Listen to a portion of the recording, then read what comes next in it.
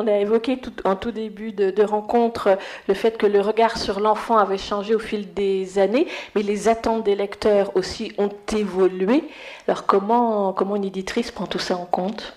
On a vraiment travaillé pour que, à chaque âge, l'enfant, quel qu'il soit, d'où qu'il vienne, puisse se reconnaître dans un héros naissant, un héros déjà existant, et puisse grandir et refermer l'ouvrage en se disant tiens, j'ai découvert quelque chose, j'ai appris, j'ai envie de le reprendre, j'ai envie de le partager avec quelqu'un d'autre. On a travaillé au tout début sur des titres unitaires, et puis on se rendait compte qu'on avait soit des thématiques qui étaient très différentes, soit des titres qui avaient du mal à trouver leur place un par un, qui étaient toujours vraiment soulignés au niveau de la qualité du texte.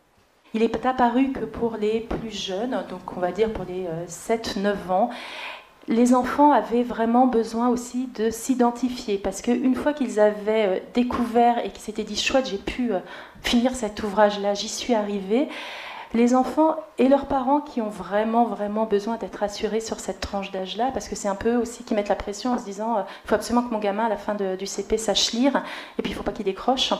Donc l'un et l'autre avaient envie de retrouver graphiquement et les textes des personnages qu'ils avaient bien aimés. Donc c'est vrai que depuis 6-7 ans, on travaille les premières lectures, la gamme de toutes nos premières lectures, auprès de héros récurrents.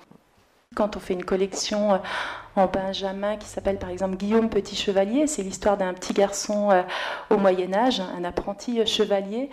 Pourquoi c'est une proximité ? Parce que l'enfant, à 7-8 ans, va se retrouver dans ce quotidien de cet enfant, même il y a quelques siècles, parce que l'enfant n'a pas tant évolué que ça, il a toujours les mêmes attentes, les mêmes rapports avec ses parents, ces mêmes rapports d'amitié et ces mêmes besoins fondamentaux.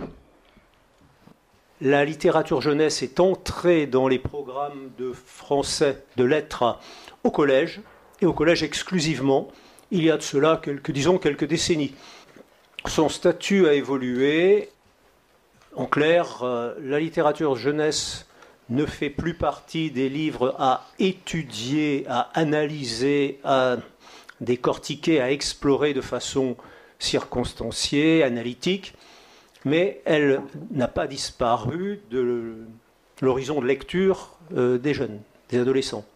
Et je ferai le pari qu'on a pu observer, ça et là, dès lors qu'un ouvrage, si passionnant soit-il, et je pense par exemple à certains romans policiers, est étudié en classe, il perd une bonne partie de son pouvoir de séduction. Donc en ce qui concerne la littérature de jeunesse, d'une part aujourd'hui, elle fonctionne, enfin je vous livre un peu ce que j'observe dans les classes, lorsque je circule, elle fonctionne comme une auxiliaire, une littérature accessible effectivement, dont le choix est souvent laissé à l'initiative de l'élève. Enfin de l'élève quand il ne cesse d'être élève, donc quand il redevient enfant lecteur. De même que le libraire a une fonction de médiateur. De même, les enseignants que nous sommes, que nous le voulions ou pas, nous avons, si nous le souhaitons, une fonction de conseiller, voire de médiateur et, disons, d'adjuvant à la réflexion. Et je crois que de ce point de vue-là, la littérature jeunesse ne démérite absolument pas par rapport à la littérature dite patrimoniale. Ce travail qu'on fait de médiation, de par le peu de place qui est donné dans la formation des enseignants, on est obligé aujourd'hui de le faire de plus en plus et de plus en plus intensément. Donc on n'a pas, j'imagine, enfin en tout cas pas moi, de méthode toute prête pour ça, mais on essaie effectivement d'aller au-delà de la présentation, même si nous restons bel et bien des commerçants, il ne s'agit pas on ne prend pas la place de quelqu'un d'autre, mais ce travail de présentation des catalogues et d'accompagnement des enseignants avec leurs enfants, on le fait de plus en plus, oui, bien sûr.